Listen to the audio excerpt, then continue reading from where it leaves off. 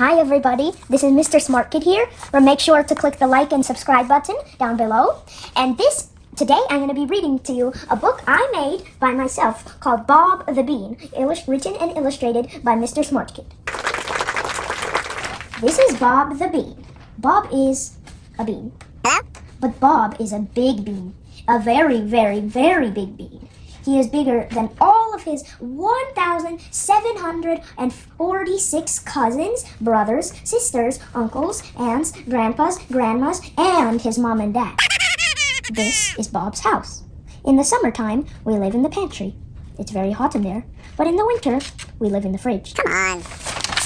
This is Bob's house. It's very small. But there's one problem. Beans are beans. They can't do anything. Duh. Until one day, a giant hand crashed through our roof, took Bob the Bean, and ate him. Everyone was so sad. For the first time in their entire lives, they actually cried. Then something happened. Then the beans came to life. But the beans were still very sad. But when the hand came back again, this time the beans were ready. They ducked and dodged and smashed and crashed until something happened. The hand picked up the beans' entire house and threw it away. The beans were doomed. They were going to be eaten. One by one, the beans fell in the mouth of the bean eater and into the smelly, acid, stinky stomach of the bean eater.